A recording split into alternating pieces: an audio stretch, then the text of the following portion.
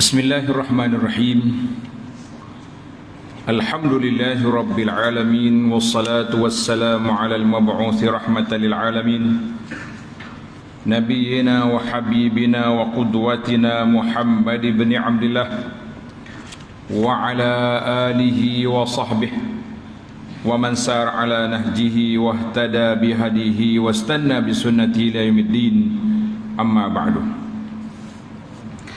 Muslimin dan muslimat, para jemaah, para pencinta ilmu, Assalamualaikum warahmatullahi wabarakatuh. Alhamdulillah, syukur kita kepada Allah Azza wa Jalla pada hari ini 12 hari bulan 12 2022. Comel tarikh dah. Patut ramai menikah hari ini. Jadi kitanya dapat meneruskan pengajian kita dalam kitab Al-Mu'inul Mubin, fiqh yang ringkas. Dia pun tak hurai banyak, cuma dia bawa dalil-dalil untuk memudahkan kita memahami sesuatu perkara itu supaya jelas. Jadi para jemaah sekalian, kita sudah masih lagi dalam bab pengurusan jenazah. Dia panggil pengurusan jenazah tajhizul mayyit. Kita sudah sampai ke perkara yang kelima.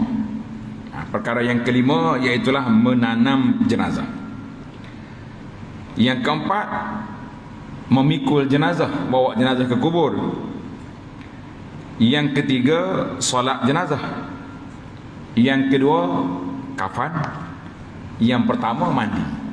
Ingat tu, mandi, kafan, solat, usung, tanam.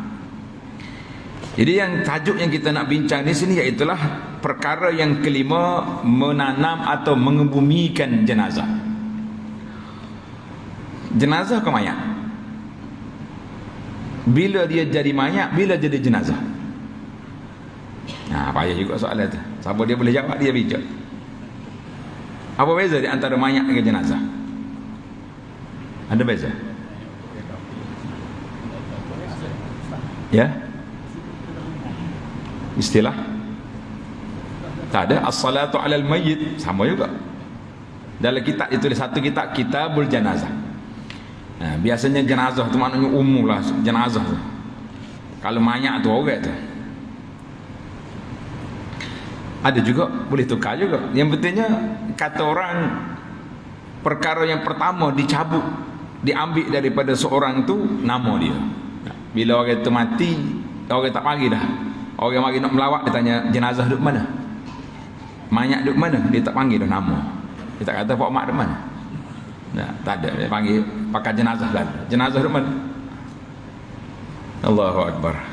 Allah marhamna warham mautana. Allah Ta'ala lah bagi rahmat kepada kita dan orang-orang yang sudah mati di kalangan kita.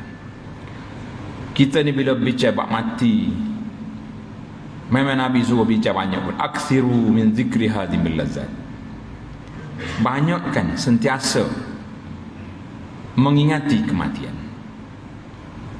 Kalau kita lupa hak ni, banyak benda yang melekakan kita, yang menjauhkan kita daripada Allah Azza wa Jalla.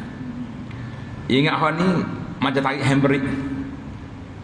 Ada orang tarik handbrake, ada orang hak pasal jenis brake slow-slow. Nah, macam naik macam turun bukit lah. Lepas bukit tu perih pula gitu. Baik, kita masuk pada tajuk kita, perkara yang kelima, mengebumikan jenazah.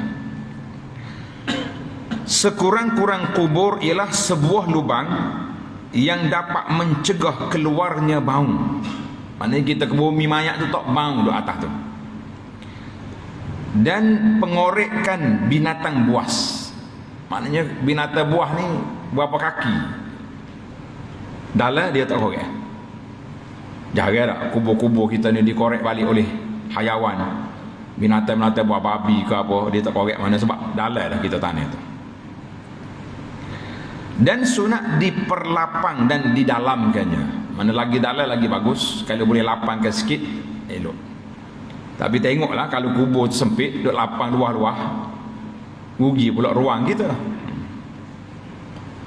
Dari Hisham bin Amir Hisham bin Amir radhiyallahu anhu, sabda Nabi sallallahu alaihi wasallam, ihfiru, Nabi kata apa? Ihfiru wa a'miqu wa awsi'u, wa fi lafzin wa ahsinu. Ihfiru maknanya gali, gali lubang. Wa a'miqu, dalamkan lubang tu. Wa awsi'u, perluaskan. Luah tu sekadar boleh masuk kita lah. Orang waktu mayat tu boleh masuk, mayat pula boleh letak dengan selesa. Jangan kata luah tu mana mewah, tidak. Wa fi lafzin wa ahsinu, dan elokkan, perelokkan gali itu. Mana susah molek, jangan duduk, jangan macam nak gali tanah bata pisau gitu, tidak, comel. Hadis ini diriwayat oleh Imam Tirmizi dan disahihkannya juga oleh An-Nasa'i. Sanad dia alhamdulillah sahih hadis ini. Hadis gali molek, dalamkan dan perluaskan, elokkan kubur tu luas. Kemudian mereka tidak mendapat sesuaian tentang dalamnya. Jadi dalam mana? Nabi tak sebut. Dia kata gali, peluah, dalam, tidak dinyatakan berapa hasta, berapa kaki, tak sebut. Maka dia balik kepada uruf. Uruf mana kalau setakat ni tak bang, dan tidak tidak dikorek oleh hayawan. Kata Imam Syafi'i rahimahullah, setinggi berdiri. Kita ni kena tengok juga hak berdiri tu hak jenis tinggi ke hak jenis kenik. Nah, kalau penggali kubur tu hak banyak panjang, lengah dia. Kalau gali kubur tu pendek sikit, tekah juga sekaki kali. Kau lebih, mungkin lebih lah.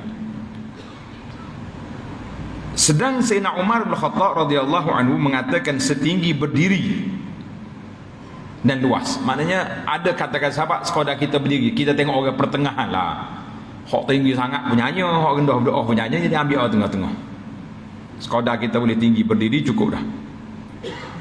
Itu pun kalau tidak darurat. Kalau darurat tanah terlalu keras ke, boleh kurang sikit lagi. Maknanya dia tidak ada hak yang mesti. Tak cukup hak ni tak sah tanah, tak ada. Mana ada kelonggaran di situ. Ana jumpa dengan satu NGO yang menguruskan jenazah sahabat saya ni. Berapa buah van dah dia ada lah ni. Jadi kalau kita ada kematian di luar kawasan, kalau contohnya pergi jumpa di IJN Kuala Lumpur, mati mau balik.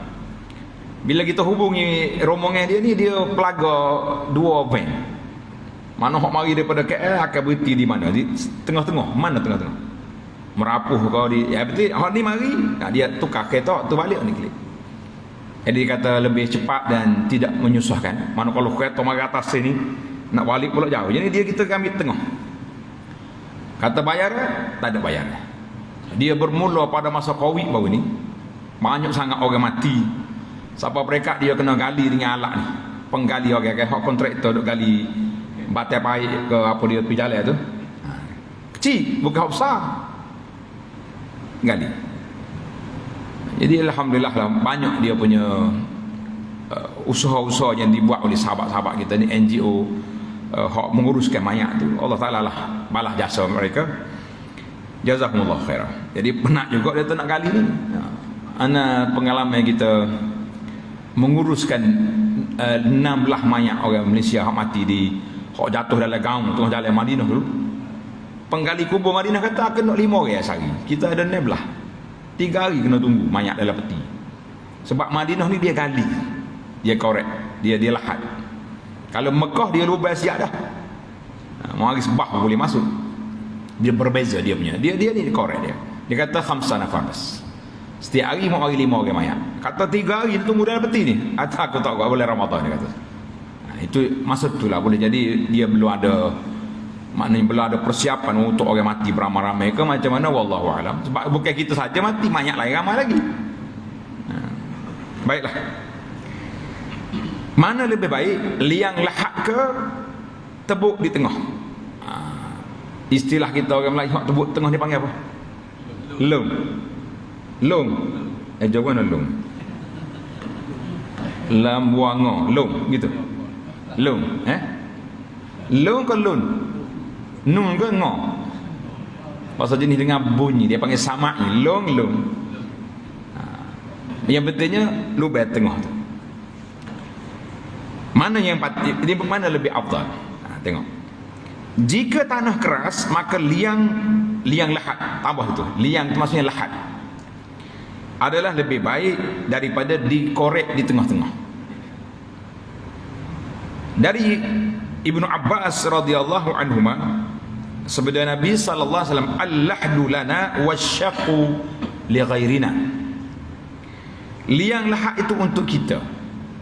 Umat Muhammad ni dianjurkan afdalnya kita guna lahat. Dan korek di tengah itu untuk orang lain daripada kita. Kalau ada pilihan maksudnya. Hadis ini riwayat oleh Imam Ahmad dan Ashabus Sunan dengan sanad yang sahih.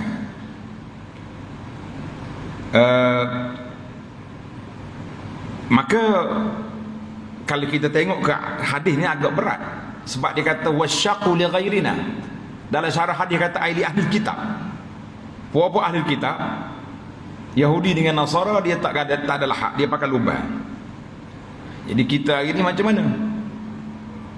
Jadi alhamdulillah setelah kita tengok dalam syarah hadis, dia kata mahmulun 'alal afdaliyah.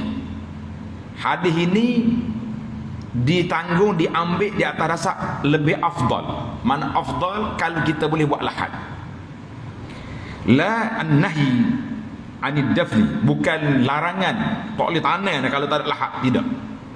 Sebab banyak juga negara, banyak juga tempat, ni negeri kita ni banyak tempat-tempat. Kalau kawasan tepi laut, tanah pasir, mana boleh buat lahat. Ni musim hujan ni pun berlaku juga. Tadi ada kematian, gali siap ada lahat, tak ada turun mayat ke betul. Jadi terpaksa kena buat syak, gali tengah. Maknanya kita kata mahmulun alal afdali, afdalnya kita buat lahat.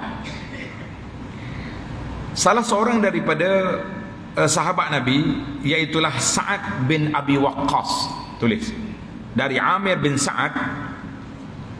Sa'ad siapa? Sa'ad bin Abi Waqqas radhiyallahu anhu. Dia berpesan, dia kata al-hiduli lahdan wansibu alayya labin. Bingai molek labin tu bagi bawah, jangan bawah atas. Oh, bagi atas dan ni molek. Labin. Kama suni'a bi Rasulillah sallallahu alaihi wasallam. Dia kata kalau aku mati, perbuatlah untukku liang lahat. Mana kubur aku gali lahat. Dan letakkan ke atasku bata. Maknanya tuduh lahat tu dengan batu-bata. Biasa dia batu-bata dia buat dengan tanah. Macam batu jokong kita tu, tapi dengan tanah dia tu. Dia tak papai macam kita sini. Sini kita letak tutup dengan papai. Tapi Arab ni kalau di Madinah dia tutup dengan bata. Hak mana pergi Madinah tu, masuklah kubur. Lepas solat tu dia buka pintu untuk tanah jenazah, kita ikut jenazah lagi. Tengok dia punya cara, dia punya lahat, dia punya apa ni, kebumi jenazah, tutup jenazah. Kama suni'a bi Rasulillah sallallahu alaihi wasallam, sebagaimana telah dibuat kepada Nabi sallallahu alaihi wasallam. Hadis ini riwayat Ahmad dan Muslim, hadis sahih. Jadi waktu Nabi kita wafat sallallahu alaihi wasallam, sahabat-sahabat bincang nak kebumikan jenazah yang mulia ini lahat ke syak. Syak tu mana korek tengah. Jadi para sahabat dia terlalu panik, terkejut dengan kewafatan Nabi sallallahu alaihi wasallam. Jadi nak mikir pun tak, orang panggil tak apa nak mikir. Jadi dia kata ginilah, kita tengok Allah pilih hak mana esok. Nak gali waktu nak gali kubur ni, Allah pilih siapa? Pilih penggali kubur yang pakar bila lahat ke yang tengah. Qadar Allah Taala pilih maqam Nabi sallallahu yang mulia, iaitulah dalam lahat. Jadi hak mari awal tu penggali kubur yang pakar dalam bidang lahat. Jadi sahabat kata itulah pilihan Allah Ta'ala kepada Nabi sallallahu alaihi wasallam. Karena itu kata Sa'ad, kama suni'a bi Rasulillah sallallahu alaihi wasallam, itulah cara dia. Nabi kita pakai lahat. Adapun pada tanah yang lembut, tanah pasir, tanah lembut, lebih eloklah tebuk korek di tengah-tengah untuk mengelakkan runtuhnya lahat. Itu yang kita buatlah. Jadi sekarang ni alhamdulillah, jadi kita kena pilih, tengok kawasan mana. Kalau kawasan ni boleh lahat, buat lahat. Kalau kawasan ni tak boleh buat, tak payah mikir tu. Nak buat macam mana, bagi tak boleh. Alhamdulillah. Kita berpindah kepada tajuk bagaimana cara meletak mayat. Kita nak letak lagu mana mayat ni. Cara nak letak, nak masuk mayat dalam kubur, kaifa? Bagaimana cara? Diletakkan kepalanya di sisi kaki kubur. Dia letak kepalanya di sisi kaki kubur. Maknanya kepala dia tu duduk alik kaki. Dan dikeluarkan dari sebelah kepalanya itu perlahan-perlahan. Mana kita tarik slow-slow masuk. Menurut sebagaimana yang telah diriwayatkan oleh Abu Dawud dengan sanad yang sahih, inna Abdullah ibn Yazid shalla ala janazatil Harith thumma adkhalahu al-qabra min qibali rijlil qabr. Jadi dia masuk, baik, kita sudah bilang. Wa qala hadza minas sunnah. Hadza minas sunnah. Abdullah bin Yazid telah menyembahyangkan jenazah Al-Haris. Kemudian dimasukkannya ke dalam kubur dari arah kaki kubur, maknanya sebelah kaki, masuk turun gitu.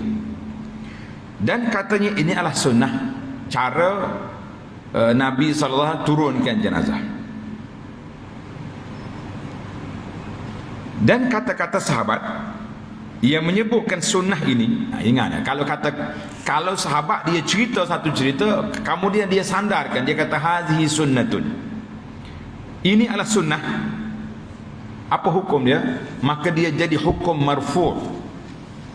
Apa makna hukum marfu'? Tulis sikit. Makna hadis itu diangkat kepada Nabi sallallahu alaihi wasallam perbuatan itu. Mana qaulus sahabi, kalau sahabat Nabi kata ini sunnah, maknanya itu daripada amalan Nabi sallallahu alaihi wasallam, marfu'. Sebab sahabat dia tak reka sunnah, dia menukilkan sunnah. Para sahabat dia tidak mereka sunnah, mereka adalah menukilkan sunnah, menyampaikan kepada tabi'in, tabi'in bawa kepada imam-imam hadis, sampailah ke zaman kita hari ini, alhamdulillah. Itu satu kisah. Kemudian hadis daripada Ibnu Abbas radhiyallahu anhuma, anna an-nabiy sallallahu alaihi wasallam sulla qibala ra'sihi sulla. Maksudnya Nabi sallallahu dikeluarkan dari sebelah kepalanya. Mana tu kepala dia gitu masuk, lepas tu kita holok kaki masuk, gitulah maksud dia nya. Tidak kata holok tu daripada kepala, ini pusing tak kaki dulu. Itu cara dia. Yang pentingnya mayat itu dibawa masuk ke dalam kubur dengan cara yang baik, dengan sopan. Jangan main capok-capok lampu, itu tak boleh lah. Alhamdulillah. Selesai daripada kita ke bumi, bagaimana cara kita nak letak tanah. Mayat duduk dah dalam kubur, kita nak hala tanah, susun tanah macam mana? Menabur tanah dalam kubur. Orang yang dekat kubur, maknanya dia duduk tepi kubur, orang tu sunat menaburkan tanah 3 kali dari sebelah kepala mayat. Jadi kita ambil tanah tu, kita hala 3 kali.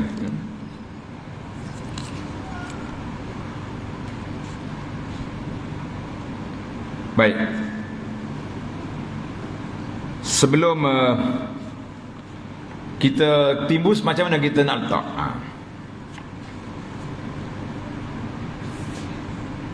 Diriwayatkan oleh Abu Hurairah, kana sallallahu hasa min qibali ra'sil mayyit thalathan. Nabi SAW pernah menaburkan tanah, bukan makna tabur atau ambil tanah di buhu gitu, dah. Mana dia ambil tanah di holok gitu, masuk dari sebelah kepala mayat 3 kali. Mana ambil satu, kita letak itu, kita holok mari. Diriwayat oleh Al-Baihaqi dan lainnya dengan isnad yang jayyid. Kata di pengarang ni kata sanad dia baik, jayyid mana molek. Dan eloklah di kita kata, maknanya kita ambil tanah yang pertama tu kita kepah, kita baca minha khalaqnakum, daripada tanahlah kami jadikan kamu. Tanah yang kedua pula wa fiha nu'idukum, dan kepada tanah kami kembalikan kamu. Pada yang ketiga wa minha nukhrijukum taratan ukhra, dan dari tanahlah kami keluarkan kamu kali yang kedua. Hadis ini diriwayat oleh Al-Hakim dan Al-Baihaqi. Kata di para ulama an Abi Umamah, daripada Abu Umamah ketika diletakkan Ummu Kulsum, anak Nabi tu, bintu Rasulullah sallallahu fil qabri, maka dia Nabi kita letak, dia baca bismillah wa ala millati Rasulillah. Kemudian dibawa, dia bacanya tadi 3 kali tadi. Cuma cara kaifiat 3 kali minha khalaqnakum ini, hadis yang kita baca ini, Al-Imam An-Nawawi rahimahullahu taala mengatakan sanad dia lemah, sanad dia tidak kuat. Tapi adalah sanad dia tu. Mana kalau nak buat. Dan apa yang kita nak baca, selain daripada yang kita bacanya, bila kita letak mayat dalam kubur, kita nak baca apa? Zikir ketika meletakkan mayat dalam kubur.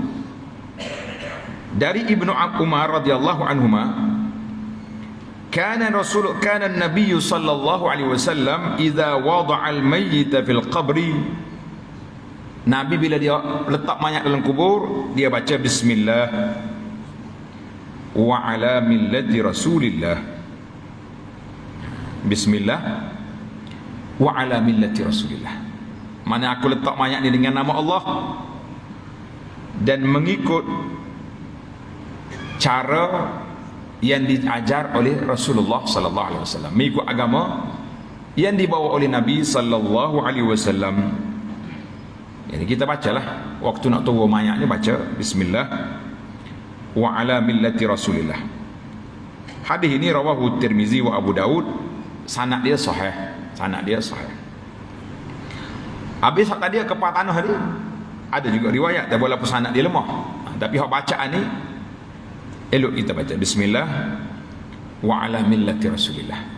Maknanya kita waktu mayat ni dengan nama Allah dan mengikut sunnah amalan Rasulullah sallallahu alaihi wasallam. Habis dalam kubur kita nak letak macam mana? Dalam kubur macam mana kita nak letak? Letak mayat. Sunat meletakkan mayat itu dalam liang lahat atau lainnya di atas sebelah kanannya. Mana kita letak atas bahu kanan. Macam tidur, waktu kita tidur kan, tidur atas bahu kanan. Kerana menurut amalan salaf dan khalaf, mana ulama hak terawal, ulama kemudian, itulah amalan dia. Dan wajib menghadapkannya ke arah kiblat seperti orang sembahyang. Disandarkan mukanya dan kedua belah kakinya pada dinding kubur supaya dia tidak terlungkup. Maknanya hak muka tu ngadap ke kubur dah, tak balik dah depan tu dah. Tapi hak belakang ni, sebelah belakang dia itulah kita nak apa ni, tanah hak keras tadi tu nak letak supaya tidak terbalik. Jadi kalau terbalik terlungkup, terlantar, jadi maknanya mayat tu tidak ngadap kiblat. Dan di belakangnya disendal dengan sekepal tanah dan sebagainya agar tidak terlentang pula. Depan tu rapat supaya tak terlungkup, belakang sendal ke tanah supaya tidak terlentang. Dari Ubaid bin Umair dan dari bapaknya, wa qad sa'ala Rasulullah sallallahu alaihi wasallam anil kabair, Tengok terjemahan hadis. Seorang laki-laki telah bertanya Rasulullah sallallahu alaihi wasallam tentang dosa-dosa besar. Jawab Nabi sallallahu alaihi faqala hunna tis'un. Nabi kata ada 9 perkara dosa besar. Yang pertama asyirku, syirik. Yang kedua as-sihru, sihir. Yang ketiga qatlun nafsi, bunuh orang. Yang keempat aklu riba, makan riba, ambil riba. Yang kelima aklu malil yatim, makan harta anak yatim. Yang keenam at-tawalli yaumaz zahfi, lari dalam medan perang. Yang ketujuh qazful muhsanat, menuduh perempuan yang baik sebagai penzina. Yang ke-8 wa uquq al-walidaini, derhaka berdua ibu bapa. Yang ke-9 istihlalu baitil haram, menghalalkan pencerobohan ke atas baitul haram, baitullahil haram. Qiblatukum ahya'an wa amwat. Ni anaknya. Mana masjid haram tu, baitullah Kaabah itu, kiblat kamu hidup dan mati. Jadi hadis tu nak ni. Hak 9 perkara tu itu sebutan. Kita nak sebut 9 perkara, tapi enaknya qiblatukum ahya'an wa amwatan. Kiblat kita masih hidup ke mati semuanya menghadap ke arah Kaabah belaka. Alhamdulillah. Hadis ini rawahu Abu Dawud dan Nasa'i, sanad dia hasan baik. Yang dimaksudkan dengan ketika hidup ialah ketika sembahyang dan ketika mati itu di dalam kubur. Itu maksud dianya, kita mesti hadapkan mayat itu ke dalam kubur.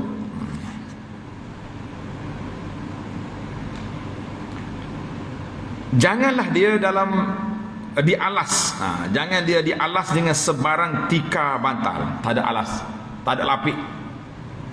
Letak ya atas tanah tu. Tetapi diletakkan di bawah kepalanya sekepal tanah. Bantal hak kita nak tidur lamanya sekepal tanah. Macam mana kita nak sombong? Bantal kita pun tanah, lapik duduk kita pun tanah. Allahu Akbar. Dan biarkan pipinya ke bumi. Pipi dia kita buka muka ni duduk atas tanah. Dan tersebut dalam Sunanan Al-Baihaqi dari Abi Musa Al-Asy'ari radhiyallahu anhu annahu lamma ihtadara. Abu Musa Al-Asy'ari ketika dia nak mati, dia berpesan, awsa an la yaj'alu fi lahdihi syai'an, supaya mereka jangan letakkan sesuatu alas, pelapik yang menyekat di antara dia dengan tanah. Jangan letak apa-apa atas dalam kubur aku tu, letak tanah je. Itu pesanan daripada sahabat Abu Musa Al-Asy'ari.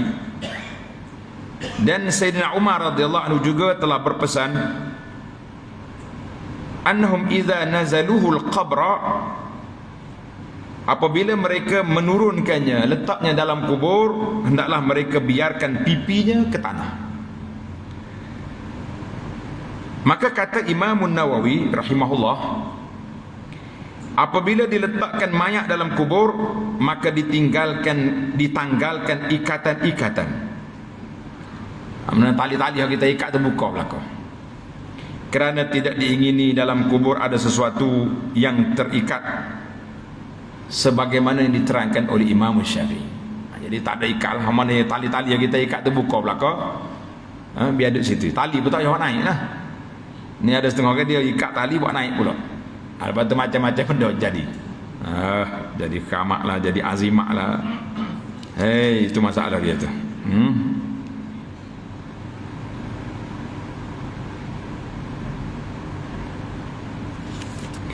Baik.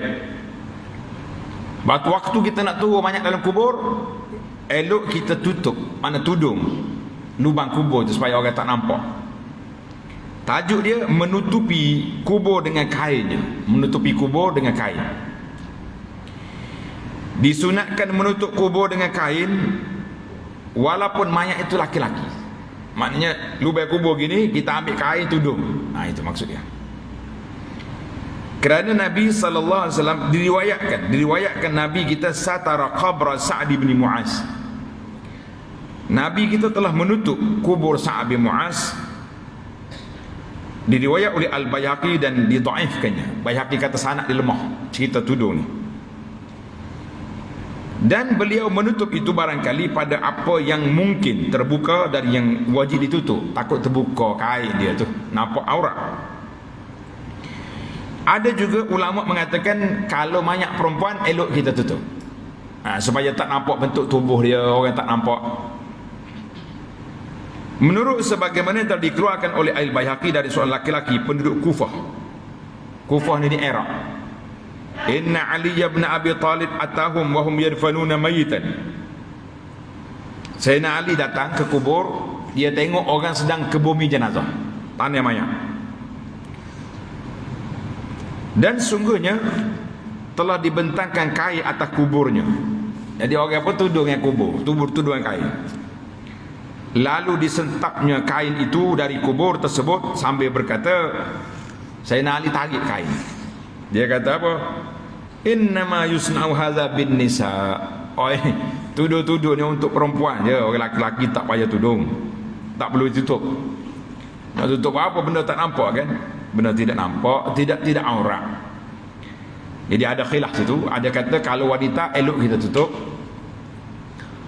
Dan sekarang ni biasanya di atas kubur tu dia ada bangsal.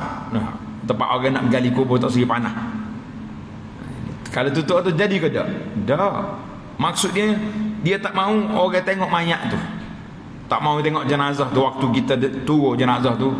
Ialah orang perempuan dengan bentuk tubuhnya dengan macam-macam dibimbangi takut terbuka aurat dan sebagainya. Ini kalaulah arahan ini nak turun pun tak panggil orang tengok, bagaimana dengan zaman kita hari ni duk main live tepi kubur ketika tanda mayat. Oh live lah kalau ni pacok merah orang pakai live dulu. Sudah gitu. Tak sudah live lah. Nah, biar dia afdha ila maqaddam, si mati telah pergi bertemu dengan Tuhan dia. Kita ada atas dunia ni kita buat persiapan untuk nak pergi juga. Dia main live atas kubur. Baik.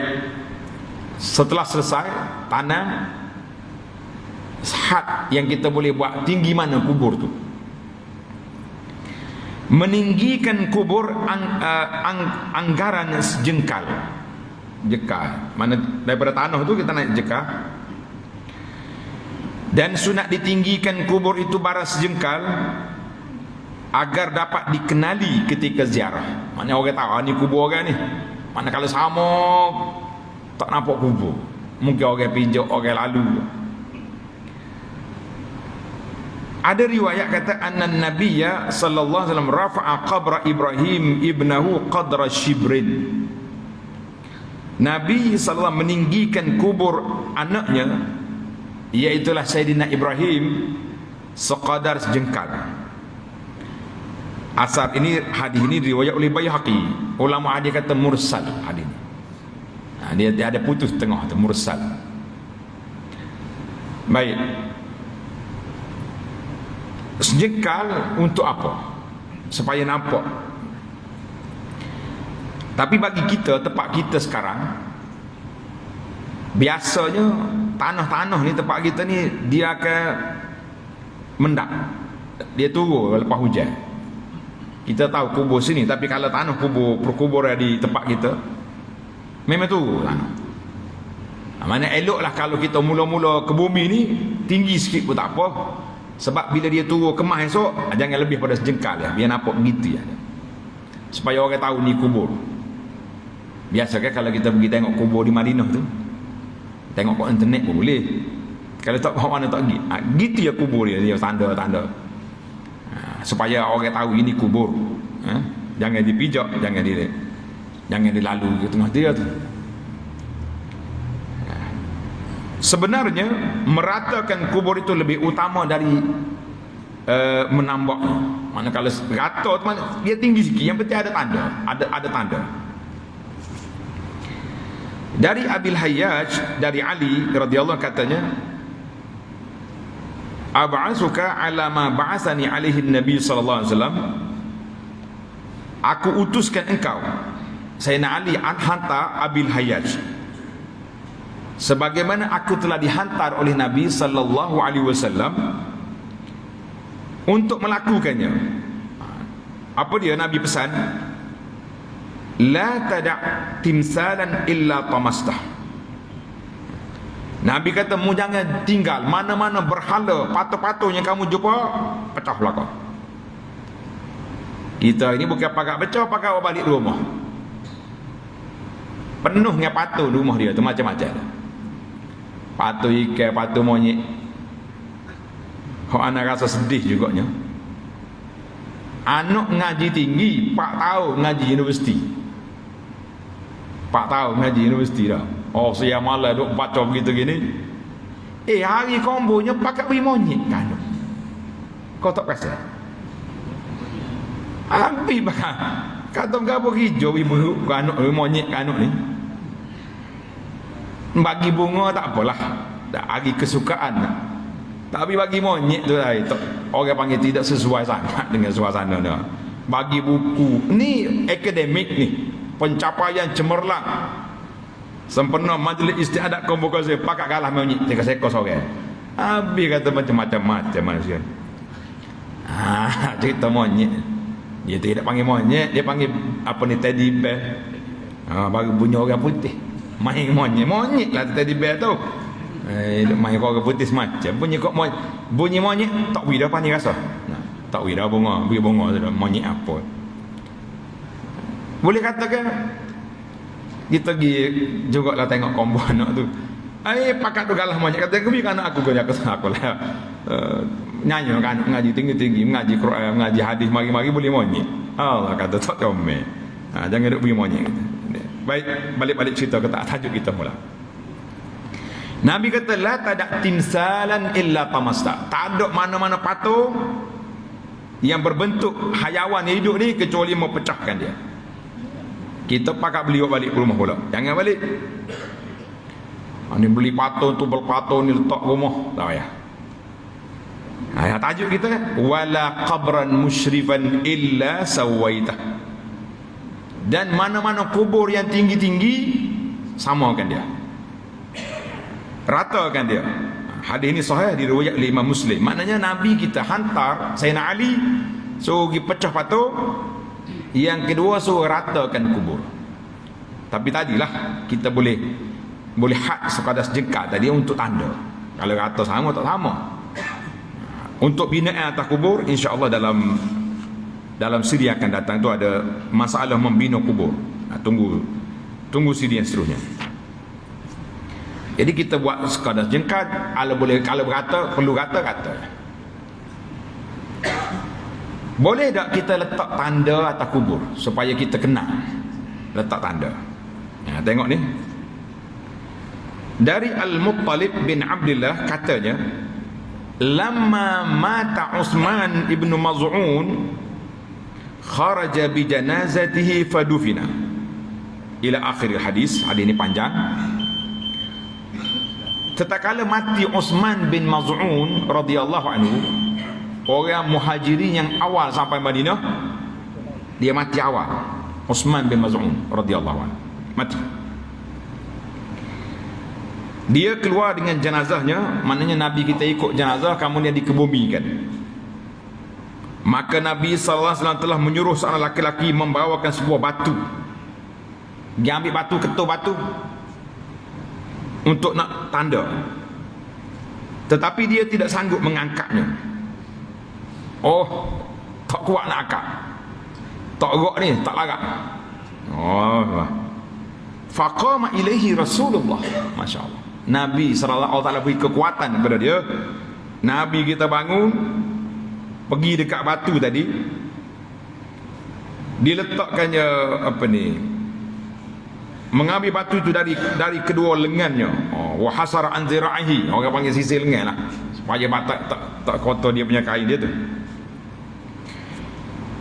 Diangkatnya hamalaha, Nabi kita bawa batu tu, fa wada'a inda ra'sihi, Dan dia letaknya batu tadi dekat kepala, maknanya kalau kubur ni kak, letak di kepala kubur tu.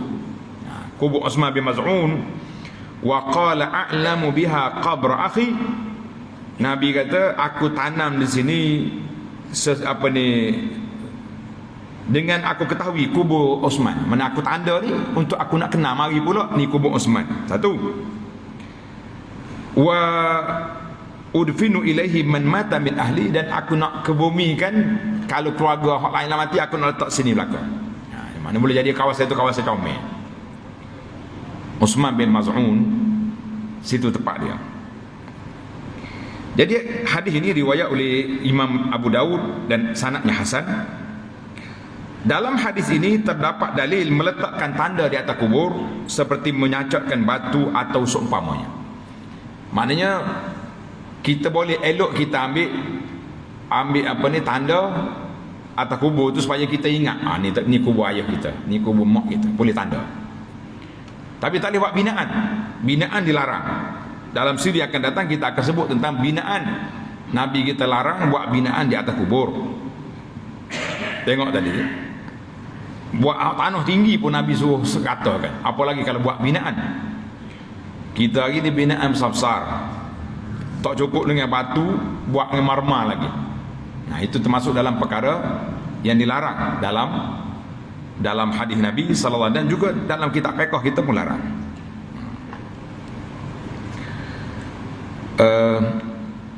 Meletakkan batu-batu kecil atas kubur. Boleh tak kita letak anak-anak batu macam pasir gitulah tanda. Dari Ja'far bin Muhammad dari bapaknya, anna Nabiy sallallahu alaihi wasallam wada'a hasba'a ala qabri ibnihi Ibrahim. Nabi kita letak anak batu di atas kubur Ibrahim. Itu pun termasuk dalam tanda lah. Tanda. Jadi kita ambil batu, kita letak situ. Batu biasa jelah. Jangan kita beli batu trozo, mozaik, macam-macam tu tidak boleh. Itu pembaziran nama dia. Maka itu di antara perkara yang disebut. Boleh tak kita meletakkan pelepah kurma di atas kubur? Biasa ialah kita ada orang mati, kita tak ada kurma sini, kita letak pelepahnya, pokok-pokok hak mudah hidup atas kubur. Pokok apa panggil ni?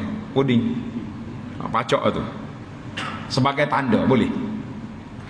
Dari Ibnu Abbas radhiyallahu anhuma, marran Nabi sallallahu alaihi wasallam biqabraini faqala innahuma la yu'azzaban wa ma yu'azzabani fi kabir ila akhir hadis. Nabi kita lalu ke dua kubur. Allah wahyu pada Nabi sallallahu alaihi wasallam bahawa dua orang dalam kubur ni sedang diazab. Nabi dengar dia punya azab kubur. Itu mukjizat. Nabi kata, bukanlah mereka diseksa pada perkara yang besar pada anggapan mereka. Ingat ke kesalahan itu kecil, tapi rupanya besar. Kalau tidak, tak akan kena azab. Adapun salah seorangnya tidak mencari tempat berlindung dari kencing. Dalam setengah riwayat kata tidak bersuci. Mana pakai kencing, buat air pakai gigi gitu ya, tak basuh baik-baik, tidak istibrak.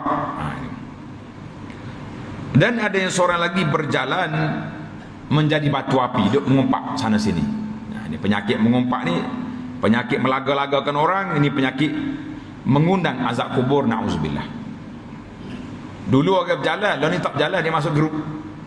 Allah, duk api-api, duk panas henjir semua ni. Pukul 5 pagi panas dah. Orang bangun tahajud menajak dengan Tuhan, dia duk main panas grup. Nah, ini bahaya belakang ni. Maka Nabi kita sallallahu alaihi wasallam, lalu Nabi kita mengambil pelepah tamak yang masih basah, dibelah dua dan dipacakkan di atas dua kubur. Tok sini satu, kubur ni satu. Nabi kata la'allahu yukhaffaf anhuma ma lam yaybasa. Semoga Allah Taala ringankan azab kedua orang ini selagi daun ni tak kering. Ada tempoh. Hadis ini muttafaqun alaih. Kata Ibnu Daqiq al-Aid, tumbuh-tumbuhan itu bertasbih selama ia masih basah. Apabila dia bertasbih dekat mayat, dapatlah mayat itu berkatnya. Inilah sebabnya maka dipilih yang basah. Yang dimaksudkan dengan sabda Nabi sallallahu alaihi wasallam, mereka tidak sangka perkara itu besar. Maknanya perkara ini mudah yang nak hindar, basuh molek kencing. Jangan duk jadi batu api. Itu dua perkara. Cuma masalah letak pelepah tamar ni ada perbincangan lah. Setengah ulama kata Nabi tahu. Nabi dia tahu benda ni kena azab, maka dia dengan syafaat dia dikurangkan azab selagi pokok tamar itu, daun tamar itu tidak kering. Bila kering, balik semula kepada asal. Ada setengah ulama kata tak, sunat kita letak, sebab nak suruh pokok ni bertasbih. Itu negara Arab. Kalau negara kita, pokok atau pokok duk hidup situ lagi bertasbih, adakah perlu batang tamar lagi? Sebab itulah kita kata perbahasannya agak panjang. Jadi untuk kita pacok kali pertama, nak tanda tu sementara kita jumpa batu nak kita letak, bolehlah gitu. Tapi kita iktikad bawa pokok ni duduk tasbih siang malam sini. Jadi kita ni bawa pokok selalu lah senang. Tak payah pacak-pacak dah, bakal tak kering dah pokok tu. Nah, setengah pokok tu, pokok dari atas kubur besar-besar. Nah, itu kita kata benda ni benda khilaf. Benda khilaf, kita pun tidak nak panjang benda khilaf, cuma nak beri kesedaran supaya kita memikir. Kalau beragak ke pokok saja, anak dia tak payah pergi pakai tanah pokok. Hak tu sedar hati dia. Kubur mula hayun dia pokok, tak pergi tak pun dah. Jangan main. Timbullah isu masalah ni macam ni. Kita kata pernah ada orang ni mari duk teduh kubur ayah dia. Lalu Ibnu Umar dia kata tuzilluhu amaluhu. Yang meneduhkan kubur ayahmu ni amalan dia, bukan pokok mu tanam. Wallahu alam, kita kata sebagai tanda dipersilakan. Tapi kalau kita nak iktimad agak ke pokok ni yang bertasbih, kita yang tak pergi ziarah kubur ayah, itu tidak kena. Yang dia kena banyak pergi ziarah kubur ayah. Oh, dia kata saya tak pergi kubur tapi saya doa sentiasa. Tak apa. Tapi kena pergi juga. Sebab Nabi kita menganjurkan supaya kita ziarah kubur. Untuk apa? Untuk kita sendiri tu nak ingat ke mati. Satu. Yang kedua, ahli kubur dia tahu orang mari tak mari. Ni orang duk tular ni, malam Jumaat mayat duk tunggu, roh duk tunggu atas kubur, anak mari ke tidak? Itu tidak sahih tu. Tak usah duk tunggu malam Jumaat lah. Bila-bila ada free lalu ke kubur berhenti.